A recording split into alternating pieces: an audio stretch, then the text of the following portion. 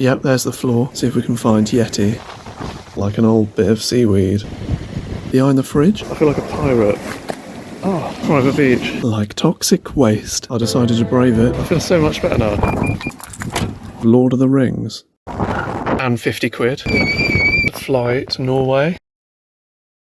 Hi, I'm Walt, and welcome to the beautiful and intriguing land of Scotland. Join me on my biggest ever road trip around the far north of England and the NC500 in my 20-year-old DIY Renault Traffic camper van. In this epic journey, I learn about myself, the landscape around me, and some of the basics of living in a van on the road. There are lots of ups and downs, twists and turns, and plenty of hidden gems are uncovered along the way as I meander into the wilderness. In this episode, I travel further along the West Coastline of Scotland, find a rather aesthetic beach and rock pools, swim in freezing waters, and a story about the time that I we'll get to that. And so the next stint begins. I love driving through these mountains when it's snowing in April, and only then. What a beautiful little valley and lake.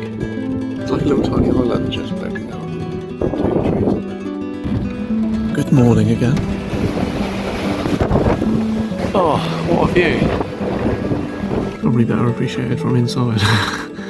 There's been a couple of spots since I left the last park up where I've been like, that would be really nice for a walk and I want to go. But it's like 0 degrees outside and like this gale force wind, so it just kind of put me off a bit. So head to the beach and see if it's any warmer. Probably just windier. Okay, I like it. I like this view. Good to know. Hello world. It's a little hut over there. I want to go there. So do I. As I ventured further along the coastal road, I stumbled upon Big Sand. This epic beach has views of Longer Island, which seems completely deserted, making the landscape even more intriguing. This is looking northwest towards the Isle of Harris, or the Isle of Lewis. That's probably Skye, in between the two bits of land nearer to us. And that's a small collection of humans on a load of sand. Bit of a zoom-in shot for you. The old pan and zoom, showing you all 12 pixels. Yeah, these views are just absolutely sensational. Let's have a little wander around this beach. Oh, yep, there's the floor. It's definitely a beach. Has beach-like qualities. It's hard to explain just how cold it is. It's cold. To translate from the terrible audio, I'd 100% go in if it wasn't like 3 degrees or something. It's the wind. If the wind stops. The sky in the background. Or Harris. No, I'm pretty sure it's Skye, those mountains. I'm pretty sure it's actually Lewis. We're looking back across now from a bit further north. And also the mountains here, including Ben Algin, yeah, I don't know how you say that, are part of the headland from which I travelled from. Follow the footprints. See if we can figure out who's wandered over here. See if we can find Yeti. Could be up this way. Nah, that way I reckon. I don't know. Could be anywhere. Could be me. Rock pools and headland proved a slightly challenging terrain, but I refused to be defeated by the dizzying heights and extraordinary conditions I was presented with. Okay, that's probably a slight exaggeration, but there were some small considerations here, like not getting suddenly washed away by the tide, like an old bit of seaweed or an empty packet of skips. Just an outtake from Carp Monthly.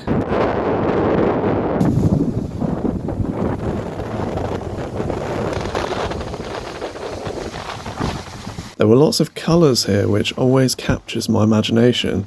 I also had a sort of mission in the back of my mind. Find a spot out of the wind that seemed secluded enough to make me decide a cold dip is possible. Although not probable. I swear I always find the coolest places where you least expect them. Behind the fridge? It's like a sort of self-contained, I don't know, infinity pool of sorts. It's quite deep as well. I like these sort of places where there's no one about. It's all like, I feel like a pirate. I'm just like walking around all the mollusks and crabs and everything, and rock blocks. Just running around like a kid, like jumping on stuff.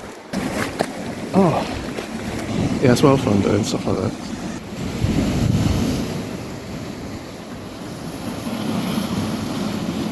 My new bathtub. I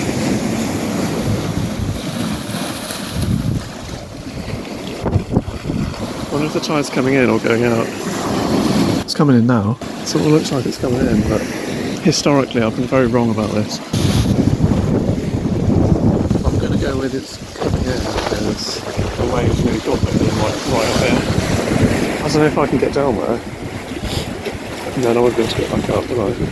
There's like a cave over there. I want to go and check it out. You probably clamber up there to get away. Maybe. No. I said I'm going to climb back up this, would I? Oh, I could walk down there, really.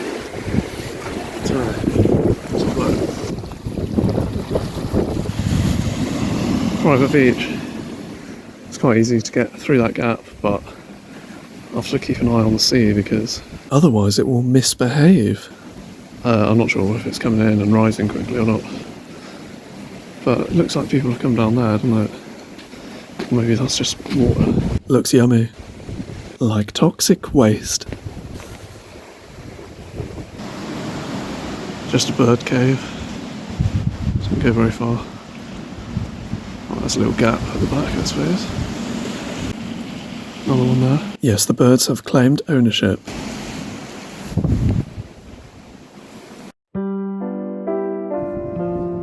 Yep, I decided to brave it.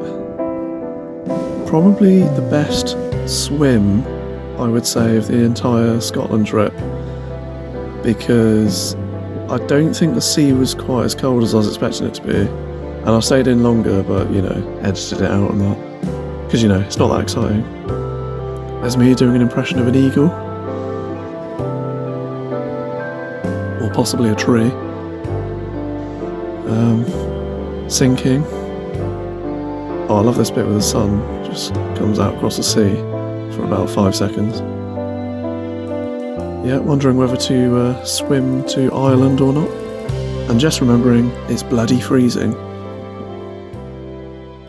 I feel so much better now.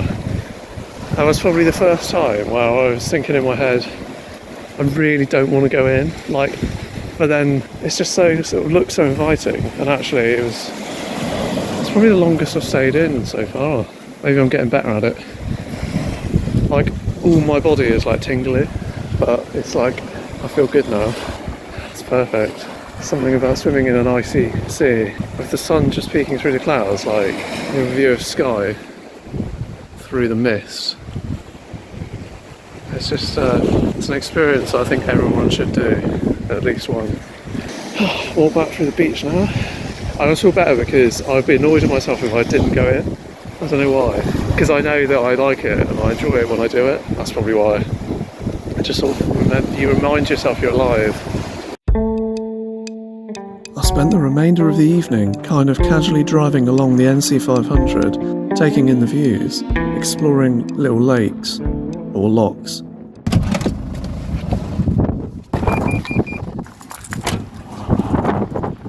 But also kind of just looking for somewhere good to camp for like a couple of nights. Considerations were that it was a bit stormy, so the wind, somewhere off the road, a bit different.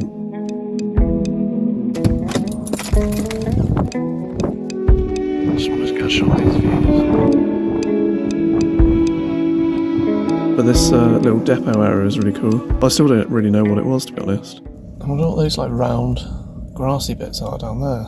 Round grassy bits? I feel like the camera doesn't show how high up we are as well. It's such an amazing view. You can see like right past that headland. I think that's a little island as well, that bit there. Well, it is a little island. It's easy to film this in the van because it's so windy outside. I thought I'd stop for a cup of tea. I want to go further north tonight. I just don't know how much longer I'm going to drive for before I just find somewhere to park up. But I don't think it's going to be here because it's really windy and loud. That's so cool, that little place though. What is it? It's like a little port. Looks like a secret depot for like an evil Bond villain or something. I think they're just like little places you can go for a walk, those grassy things.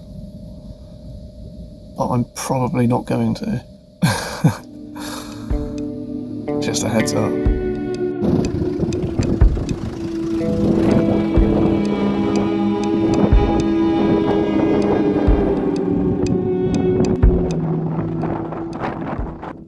do a rough transcript from the audio that is almost inaudible. I'm glad I pulled in here. The sun's just gone in, but it's just absolutely stunning. This landscape is like something out of Lord of the Rings. It's like Canada or something. It's like a different world. It's like a cake. And this steep road. This road kind of loops around just before you get to Ullapool. It's just one of the best parts. This bit is just...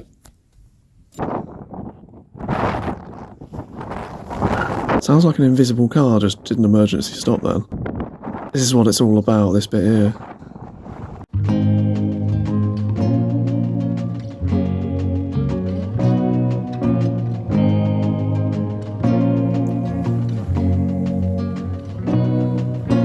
Next to a river with an extension lead. I saw this just on the side of the road and I was like, I'm having that. Yoink. Snowy mountains. Although you can't really see them. Invisible snowy mountains. The only downside with this spot is it's a bit windy. There's the occasional car, but I'm sort of, you know, far away from the road. So we're good distance. Everyone's complaining about this generator. I can't even hear it. Zzz. Maybe you're supposed to park over there as well. So I've pulled up in what looks like the set to Breaking Bad in the mountains. It's all like yellow sort of heather and rocks and stuff again, which is pretty cool looking. Since I've tidied my van, I love it now because it feels so much bigger. I'm just like, oh, it's loads of room now. I just need to just like tidy up and like use some... I bought loads of food and like clothes and water and stuff like when I left, not really knowing whether I'd need it. So I'm using all that now. So that's like my tidying up. I'm just going to eat everything. Also, when I was tidying up, I found like a load of biscuits and sort of crisps and stuff, which is quite cool, hidden away. So I've got loads of snacks now. New update on NC500 road. So literally just after I got out of that road that I was parked on last night, suddenly the road was so much more drivable. Dual lane, so you don't have to give way. And it's just been absolutely amazing today. Like, went for a swim in the sea at this beautiful beach. So it was just like hardly anyone there. For miles, it was just like sand, like really fine sand. View of Skye. The Skye Mountains, looking back from where I am at the moment. And then I sort of followed this road along the coast. And like now, I'm like completely on board. Now the roads are like exactly how I imagined. There's like hardly anyone on the road. I think you just have to get past that little bit around Skye. There's like, you have to drive north for an hour and a half and just get out of that sort of zone. And then suddenly it's like really open. You can just kind of cruise along at 35, 40, just looking at all the stuff. And that's kind of what I wanted. All these forests and like mountains and stuff. So yeah, I'm really looking forward to this stint now because I kind of wasn't really sure what to expect after the first bit. Like, I just hate having to stop constantly because you can't think about anything apart from driving then, and it just sort of defeats the point of it. So this is great, and it looks like the road's really good coming around the other side as well. So I've stopped by this little river tonight. Might have to go and check it out just before it goes dark. It started raining, but I just drove past it. It was a bit like the one last night, and I saw it and I was like, I'm having that. It just looks cool, and it's just sort of off the road a bit and exposed to the wind, but not. There's some cover from certain directions by the mountain, so it should be alright. Get the earplugs in again. And there's like a car like once every 5 minutes, if that, probably 10 minutes. But I'm off the road far enough so that you don't really. Once I shut that shutter, Once I did a load of tidying up. This is classic Walt, right? So this time I found a load of biscuits and snacks. Once I found a packet of like unused bin bags, which was useful because I was tidying up anyway, and 50 quid in cash. Yeah, that was right. It was all in my wallet, but like I didn't know I had it because I had so many receipts. It was like just stuffed in there, and that was like 2 years worth of receipts.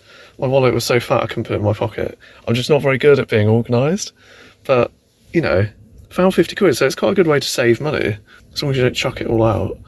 Yeah, that was the best find. I haven't found any cash this time, I don't think. I haven't really emptied everything yet. Maybe there is some money in there somewhere. I mean, there's no money in here. Don't break in. That's what we call good timing. It turns out a ghost was breaking into my van to steal all of my snacks.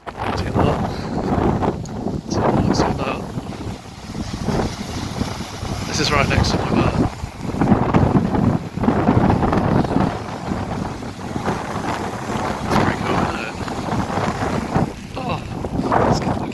casually running back in frantically so I don't die of hypothermia.